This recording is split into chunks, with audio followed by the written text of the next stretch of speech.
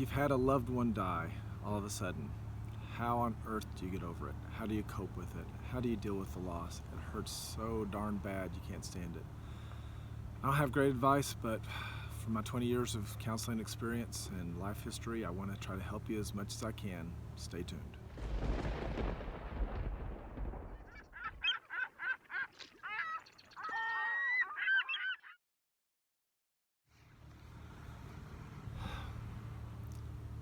"16 years old. Woke up one morning, my mom yelling out. I come down, try to help her, and she says she thinks she's having another stroke. She had one 2 years before that pretty much really hurt her a lot, paralyzed her on one side of her body. She recovered, fought hard, but she went off to the hospital. We got an ambulance, took her there, got to the hospital, and she was barely awake. She tried to say something to me, couldn't understand what she was saying. Her speech was getting too slurred at that point. Never talked to her again. She went into a coma for 5 days, and we lost her. She's only 16 years old. Mom had divorced, my dad moved off, my sister had gotten married and moved off, my brother went off to college, and it was just me.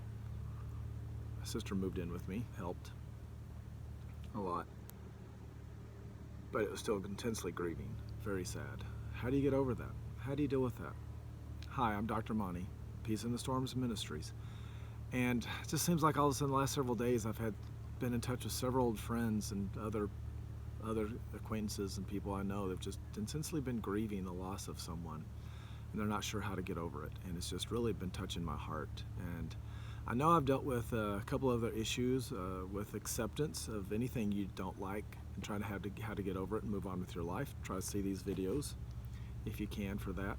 So I don't want to cover those basic things of acceptance, because that is, when it comes down to it, the only way you eventually start to move on with your life is getting to a point of acceptance. You have the stages of the stages of grief. Shock, denial, bargaining, anger, depression. And now, not everyone has to go through those stages in order. But the point is you get to a point of acceptance. You're still sad, you're still hurting.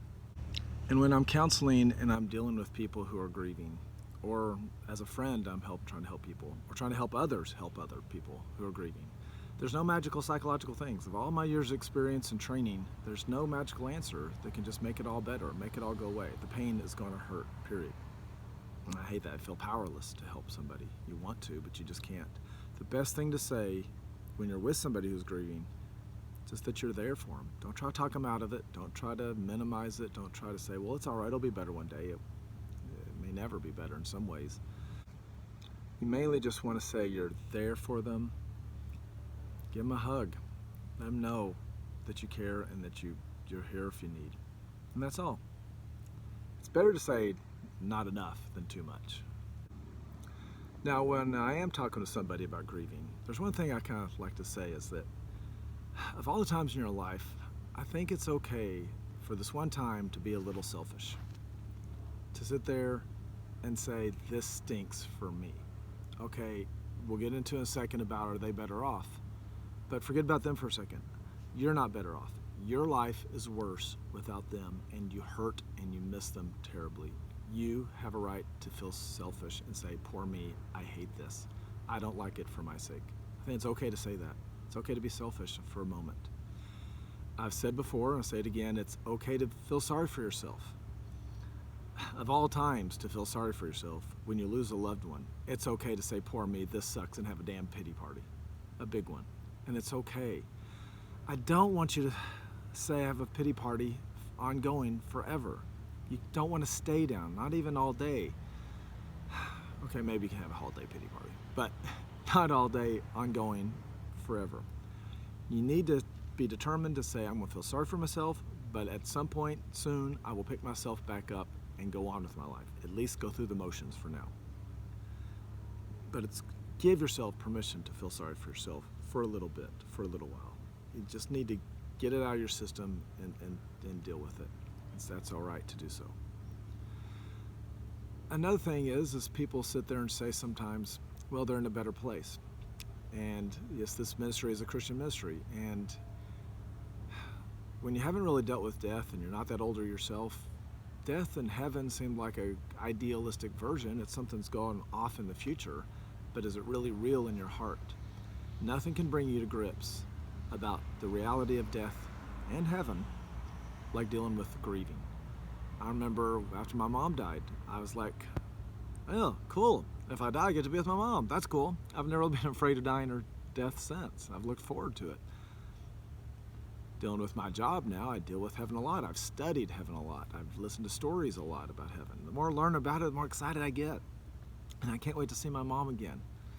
And so when people say there's in a better place, that comforts a lot of people. You need to know their religious beliefs sometimes before you just say that too fast. And you still don't want to say that too fast and minimize their pain either. Then you need to wait till later to say this. But there is comfort to that. And forgive me for jumping to some solutions. If I was with you and intensely grieving, I wouldn't say any of this. I would just be there for you. But further down the road, these are some other tips. They are better off. It is a reality. That's what faith is, right? It's believing in what you can't see.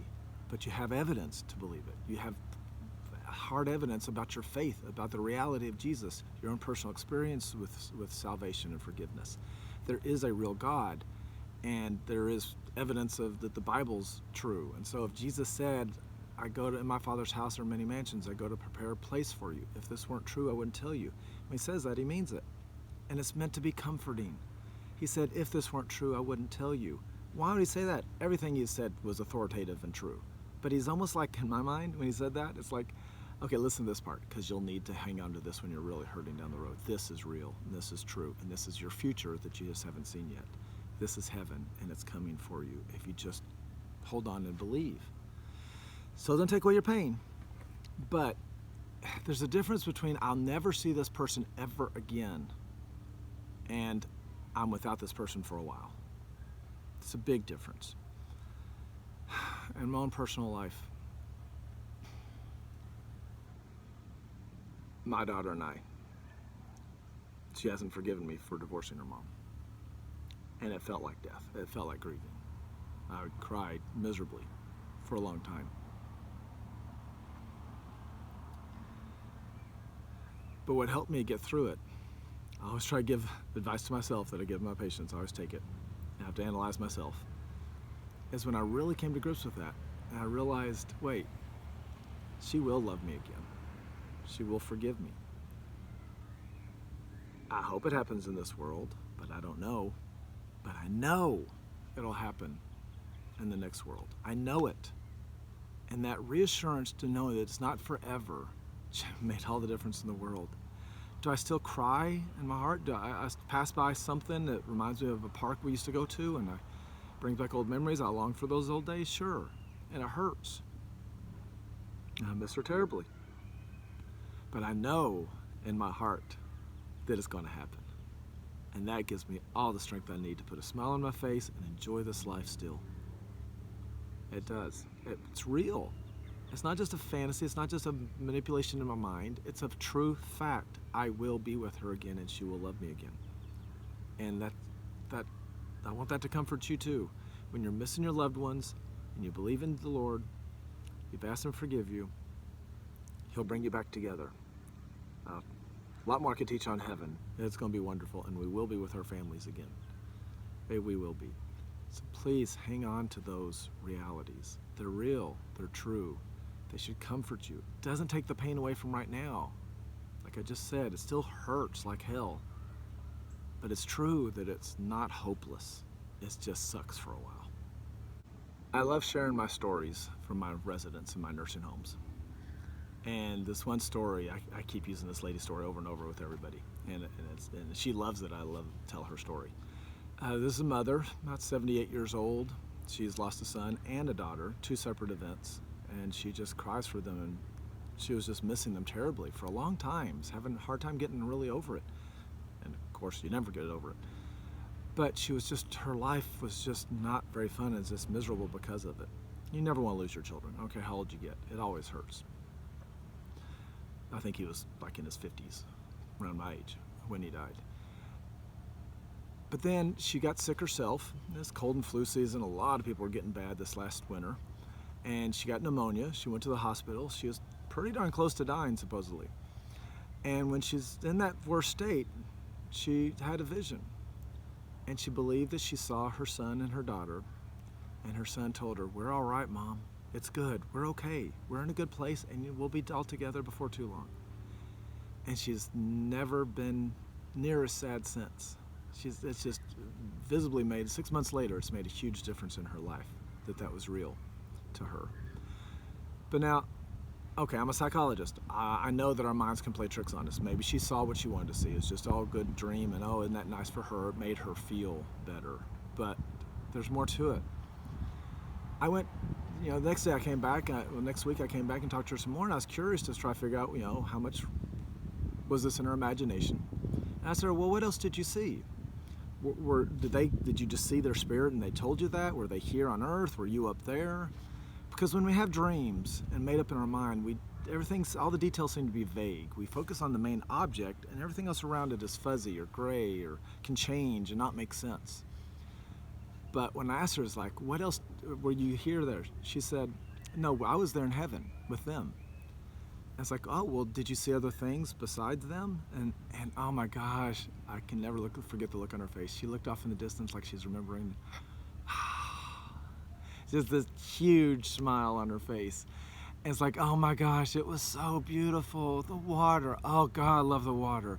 It was so sparkling, clear and crisp and clean. And oh, the grass was bright green, and the flowers and the trees, and it was just a sense of peace and happiness. And she'd go on and on, so many details, and it was just so beautiful, the expression and the mood on her when she was talking about it and remembering it.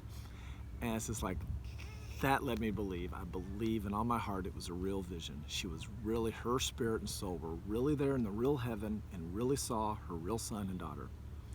And they really told her they were okay. And I don't think her life could be changed this much longer in a real way unless it was real, not just an imagination or a dream. Imagining a dream could get your hopes up for a little bit, but deep in your head you know it's not real, and it fades, and the grief comes back just as intense as ever. This changed her. She really saw it, and she knows she really saw it. No dementia in her mind either, by the way. And so this is a great story, and it made a difference to me. It's made a difference to a lot of people. Believe in your heart that it's real. You got a lot of good evidence that what the Bible says is true. So hold on tight to that. It's still okay to wonder or doubt or question, because we just can't fully believe until we see it, but you still have enough evidence that what's true is true. So please hang on to that. There's still not an easy answer. You're still going to hurt. You'll hurt until you're reunited with them. But they want you to go on. They want you to go on with life. They would want you to enjoy life without them. They want you to be a little selfish and be happy. You're not betraying their memory if you're happy. They would want you to go on. Yeah, sure, they want you to be a little sad, but you've already done that. You've already shown them that you care about them. So when I die, do I want people to be sad? Sure, for a little bit, that lets me know they loved me. But I meant something to them. But I don't want them to stay down. I want them to go on with life. Give yourself permission to live life and be free. So good luck. Take all this, pray on it. Let me know if this was meaningful to you. Please comment. Please love to hear your stories and pray with you or talk to you some more if you'd like. Comment. Please subscribe. Hit the subscribe button. Hit the little barrel button beside the subscription button so you get more videos. Please hit the thumbs up to let me know you like it. Thank you so much. May you find peace in your storm, even if it's a grieving storm. God bless you.